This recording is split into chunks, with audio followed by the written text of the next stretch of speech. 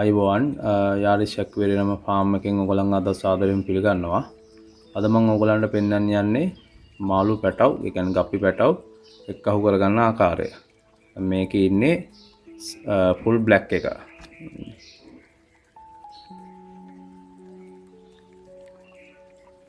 මේ ඉන්නේ මම මේගොල්ලන්ව බ්‍රීඩින් වල දාලා දැන් අද පැටව් වැටලා තියෙනවා. මම පැටව් කීප දෙනෙක් එක්කහු කරගත්තා. ඉන්නේ පැටව් ටික.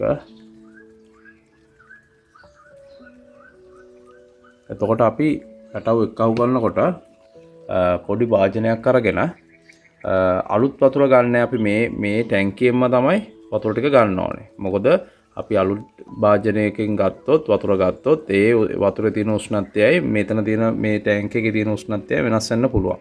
ඒතකොට සමහරක් වෙලාවට මාළු පැටව් ටික මැරෙන්න පුළුවන්. ඒකින්ද අපි මේකෙන්ම තමයි වතුර ගන්න ඕනේ.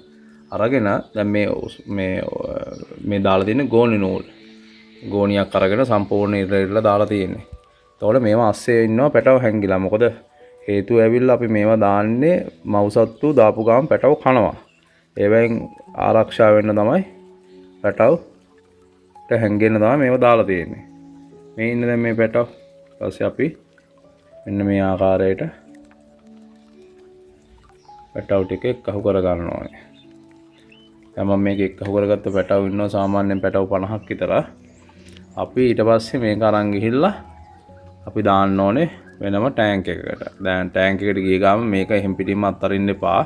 මොකද ඒ ටැංකියේ වතුරත් දවස් 3ක් විතර ඔයගොල්ලෝ සීසන් කරලා තියා ගන්න ඕනේ.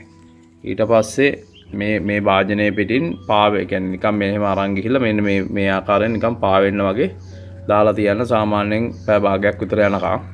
ඊට පස්සේ තමයි ඒ වතුරට පැටව් ටික මුදා හරින්න ඕනේ. මොකද අර මම අර කිව්වාගේ හේතුව ඇවිල්ලා මේ පැටව් ඉන්නේ ටැංකියේ වතුරයි ඔයගොල්ලෝ අර සීසන් කරපු එකේ වතුරයි මේ උෂ්ණත්වය දෙකක්. ඒ හින්දා තමයි අපි මේ විදියට කරගන්නේ. ඔයගොල්ලන්ට මොනවා හරි අපහැදිලි තැනක් තියෙනවා නම් යන්න මගේ YouTube channel එක තියෙනවා යාලිෂක් වෙනනම් ෆාම් එකේ. මම ඒකේ ගොඩක් විස්තර දාලා තියෙනවා. ඔයගොල්ලන්ට ඒක බලන්න පුළුවන්. ගිහිල්ලා subscribe කරලා සහයෝගයක් දෙන්න එනවා.